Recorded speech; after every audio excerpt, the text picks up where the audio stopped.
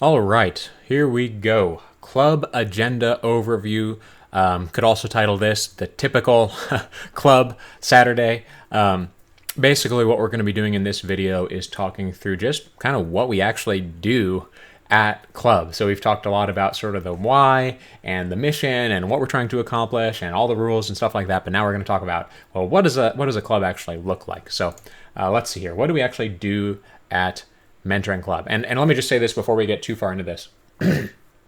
When we were at the in-person training, we did a walkthrough of a typical club Saturday. So unfortunately, there's no way for me to recreate that for you. So especially if you don't go to Evangel Temple, some of these things, when I'm describing the place where we do some of this stuff, you're just going to have to sort of take the leap of faith and you'll figure it out that first club. Or if you'd like, I can take you through, because I'll get into this in a second. We'll show up 30 minutes early before club starts to set up. So if you have any questions about anything, please feel free to ask when you arrive. But otherwise, just do your best and we'll see what we can do in this video. So the very first thing that we do, and actually, let me just start here. Let me pull up a typical itinerary of what a club looks like. So right here, I just pulled this, and maybe I can make this a little bigger. Maybe we can go to 125 here. There, hopefully that's a little easier to see. So I pulled this from, this was I think maybe our April or March club. I think it must have been our March club from the 2021 school year. So this was March 2022 from where this club is from. And this is just a sample itinerary. Every month before club, about a week before the club meeting, I will email out a club itinerary, and it'll look pretty much just like this. And you'll see this walks through exactly what we do at club, at what time, and for each thing, I tell you what you're supposed to do, and I tell you who are sort of the main people. So for example, let's see here. Activity Center, we see staff leaders are Andrea. Help with setup is Erica. And then everyone else instructions for what they're supposed to do. So you'll get an itinerary like this before every single club, just to make sure that you know your job and what you're supposed to be doing. And of course, if you have any questions, you have an opportunity before club to shoot me an email or shoot me a text or call me or whatever and ask.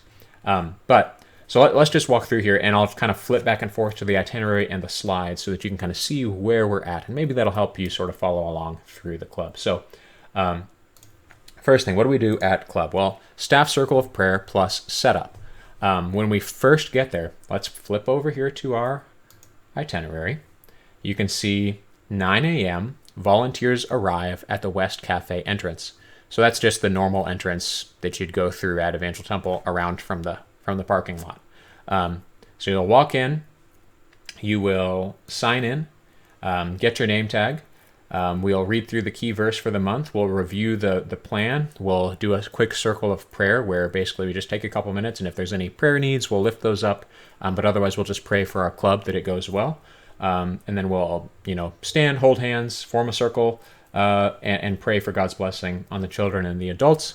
And then you'll be dismissed to go and set up for the club Saturday. The way it's going to work is that we are going to start this circle of prayer right at 9 o'clock every month. So do your best to show up by 9 o'clock, maybe even a couple of minutes early. I usually get there at 8:30 to open the doors and get a little bit of a head start. Let's see. So we arrive, you sign in sheet. There will be a table right there with a sign-in sheet. You get your name tag, do the circle of prayer, and then you'll go and set up your area if you have an area that you're responsible for, or otherwise just help out. We always have to set up tables and chairs and stuff like that upstairs, so there's plenty to do. And then we get to, whoops, I'll just close out of these since we don't need them anymore. Then we get to, this is just something special. Our first club for September, we always do a camp reunion. So we encourage the kids to bring their memory books and to wear their camp shirts. And we just really try to, hit the ground running on making club feel like camp. At that first club especially, we really try to hit that home. And we're happy to see the kids and ask how their summer is. And so excited to see you. Oh, I haven't seen you since camp. And gosh, wasn't that so fun? And, that sort of stuff. So we're just remembering the photos from camp, all that good stuff. Let's see. Then the next thing that we'll do is serve breakfast. So that with the kids start arriving at 9:30, we'll have 2 volunteers available to check them in. And then we'll have a couple extra volunteers that sort of walk the kids up from the West Cafe entrance all the way upstairs to the fellowship hall, where we will be serving breakfast. So we'll serve breakfast at the start of every month. The reason we started doing this is because what used to happen back before we served breakfast, we used to just have snacks at club, but what we found is that every single month kids would come and they'd just be starving when they got here. And, it's not like their parents weren't feeding them breakfast or anything like that. They usually would still get a breakfast, but they'd just be hungry because, I don't know, kids eat all the time. So we just decided, hey, let's give these kids a good hearty breakfast. That way they're nice and full and content for the rest of the activities. So we serve breakfast. We spent half an hour doing that. Plus, it's just fun. It's nice to just sit down and catch up and hear how people are doing it. It's just something. It's a special thing. So it's a nice club environment boost to have that breakfast together. After breakfast, right around 10 o'clock, we'll go over to the activity center, and that's just on the other side of the partition in the fellowship hall. So let's see. Coming over to our slides. Opening activities in the fellowship hall. So we have check-in, breakfast, activity centers, and then a coach game. And let's hop back over here. So we'll do the activity center. That'll take about 30 minutes. Then we'll go back over to the fellowship hall where we just ate breakfast. The tables and the chairs will have been cleaned back away so that we have room to play. And then we'll have a coach game. And usually it's going to be something kind of low-key. It's not going to be too rowdy. Just something to get us moving and up and around and having fun. After the coach game, we'll have usually a bathroom break. That's a good time to do that. And then we'll proceed over to the ET Kids Church area, which is sort of just right down the hall and then to your left in behind the glass doors. So we'll go to the ET Kids Church area. We'll do songs, puppets or skits, and a Bible story. This year, we did puppets last year. This year, there's no puppet scripts, and so we're going to have to come up with some skits or something like that to do during that time.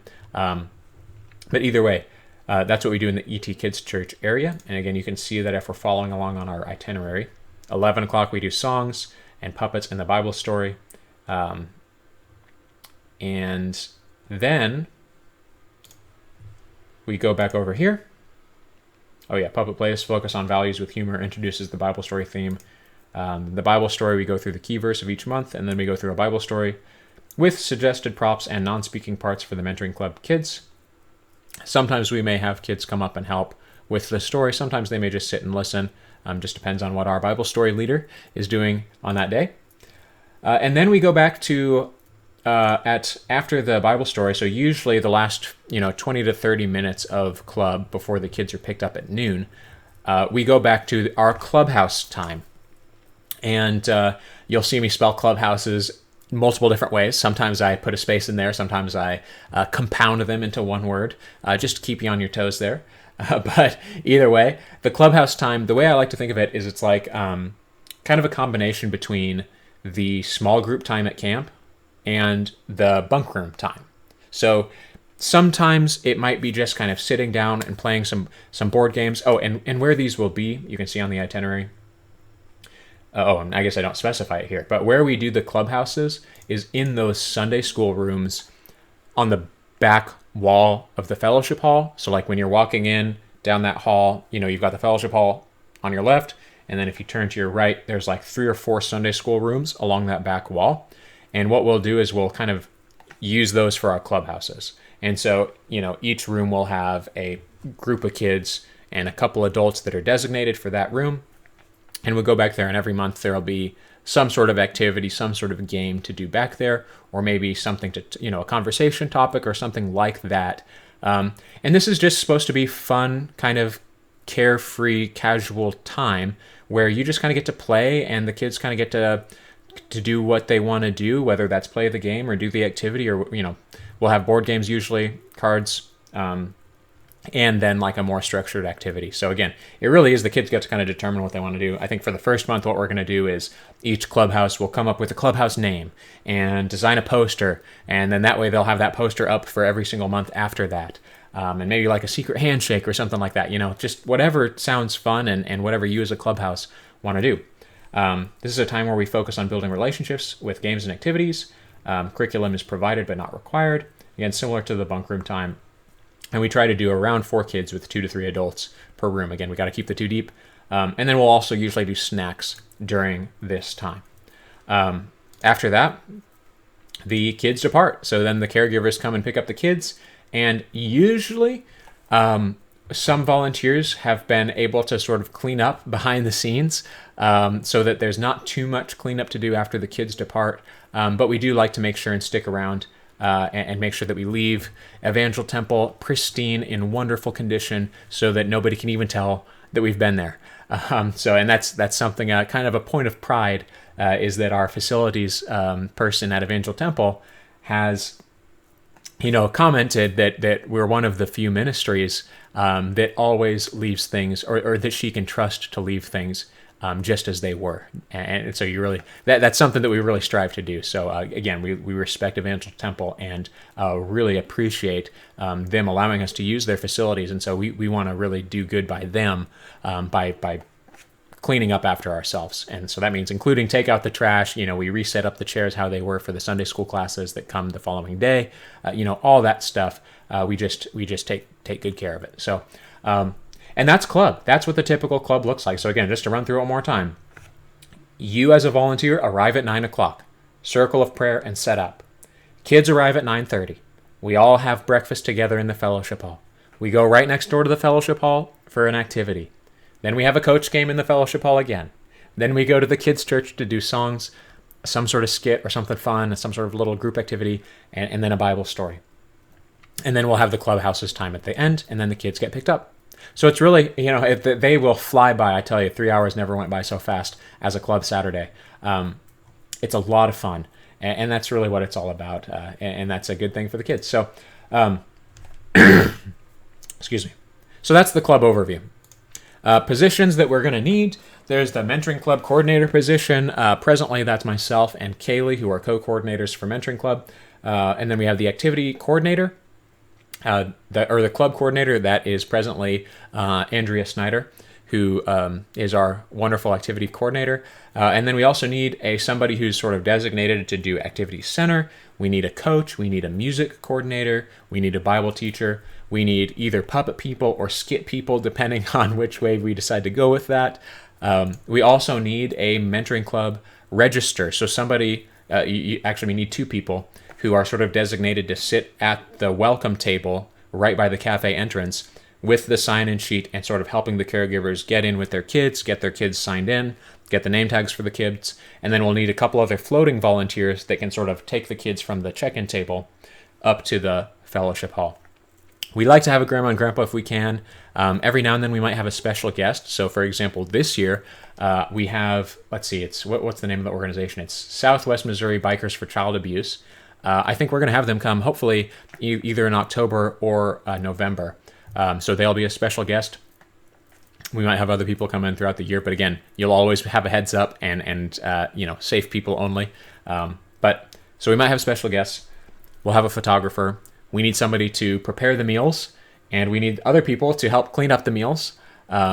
We need chair and table movers. That's a big job. That's a big part of setting up for a club and making it happen, is actually moving tables and chairs. And a lot of times, in the past year especially, there's just always work to do in the setup and the takedown. So again, this year's theme, if you're watching this in a future year, it'll be different. But for this year, Ultimate Superhero is the theme, and I talked about that a bit in the first video.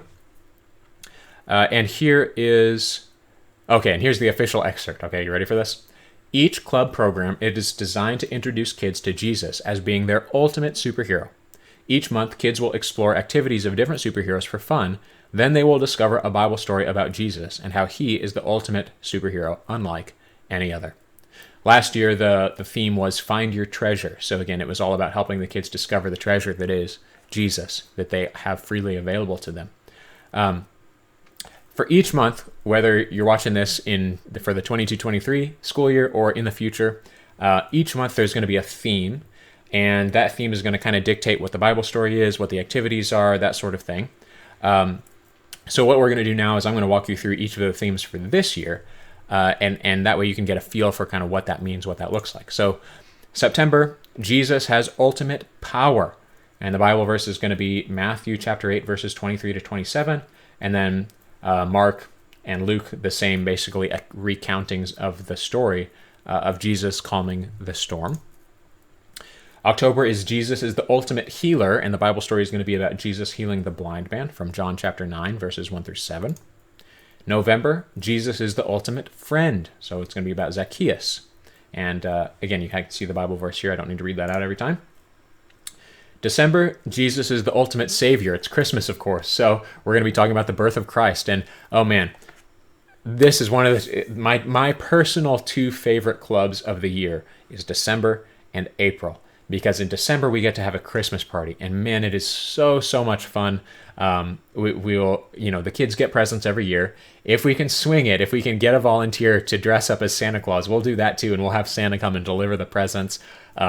We always kind of in December abandon the normal routine so that we can have more time for activities and fun stuff like that. So like last year we had a sock snowball fight in the fellowship hall. We did cookies and hot chocolate for activities. So we really do kind of go all out on the Christmas celebration there in December. It's a whole bunch of fun. Make sure you can get to that one, because that's one you won't want to miss. January, Jesus is the ultimate leader. So this is him calling the disciples. February, Jesus is the ultimate provider, so feeding the 5,000. March, Jesus is the ultimate miracle maker, so this is raising Jairus' daughter from the dead. And April, Jesus is the ultimate love, and that the Bible story, again, it's going to be Easter, so the Bible story is going to be the death and resurrection of Christ. Again, whichever month we do this, because April sometimes, we're fortunate again this year that Easter will be after the second Saturday in April, so we can celebrate Easter in April. In future years, I don't know what we'll do. We might have to move April up to the first week or celebrate Easter in the March Club, one or the other. Either way, the club before Easter, we always do it. We do an Easter egg hunt. So again, we'll do that down in the West Cafe, and it's just a ton of fun. Well, that'll be sort of the substitute for the clubhouse time. But yeah, so we're teaching kids, again, the kids will hear the gospel through the course of the school year. They will hear about Jesus, whether the theme is ultimate superhero or something different in a future year. Kids are going to learn about Jesus. They're going to learn about how God loves them, and every single month is going to reinforce that point. Clubhouses. Briefly, again, we talked about this already a little bit. Small groups plus cabin time equals clubhouses. These are opportunities for smaller connections. They're important for nurture, and the clubhouse leaders are sort of like counselors, and we have at least 2 per clubhouse. The clubhouses offer a mix of structure and freedom. Each clubhouse will be different according to what your kids want to do. So not all of the clubhouses will be doing the exact same thing every month, even though the curriculum will be the same. If you were to actually sort of peek in the door and see what's going on in there, you might see different things happening. Maybe one clubhouse is doing the curriculum as it's intended. Another clubhouse might be playing board games, and another clubhouse might just be talking and goofing off. And each one of those is okay. Again, it's kind of the kids are in a structured environment, but they kind of get to set the pace. Sometimes in the clubhouse, we might try to teach life skills. So, and again, this can be a fun thing. It doesn't have to be a sort of, you must learn this sort of thing, but, teaching how to shake someone's hand properly, teaching how to introduce yourself properly, things like that, just general life skills that these kids might not have someone to teach to them. So that's something we might do at some of the clubhouses. Again, we probably won't do that for every single one. But yeah, picking the games, decorations, clubhouse name, all that stuff, that's part of the freedom that they enjoy. And then in September, of course, for our first clubhouse, we'll mainly just be sort of introducing the concept to the kids, talking through what the time is for, picking a name and a theme, making decorations for a poster board, playing some board games. Kind of a similar feel to that first time that maybe you were in the bunk room at camp. If you were a counselor, you can remember kind of what that felt like. That's what the clubhouse will be for the first month. So again, every month you'll get a heads up for what the clubhouse is going to be when I send you the itinerary, but as you can just be planning ahead for September And this will be the same every year, no matter when you're watching this. September is always, that first one is sort of camp reunion, and same with the clubhouses. It's just kind of getting to know each other and coming up with a clubhouse name. So anyway, okay, guys, we got through this. We have one more video to go, and it's a short one, but it's important, so we're going to get into that. But good job. Give yourself a pat on the back. We are almost done. So good job listening through. If you have any questions on any of this stuff, two options for you. You can either just keep an eye on your inbox and see the itinerary when it comes out before the first club, and hopefully that'll answer some questions for you. I will be letting you know what your position is if you haven't already requested one, and it might change throughout the year as we sort of see what people's strengths are. But if you have any questions, please don't hesitate to reach out. Hopefully you have my email address and my phone number if you wish to text or call, or email, whatever it works for you. You can also find me on Facebook or my wife. She's a little easier to get a hold of on there. So anyway, and please make sure, if you are on Facebook, join the club Facebook group, because that's where I repost. I send out the email every month, and I post that in the Facebook group every month for what the itinerary is going to be. So anyway, yeah, that wraps up this video, guys. I'll see you in the next and the final one. All right, see you there.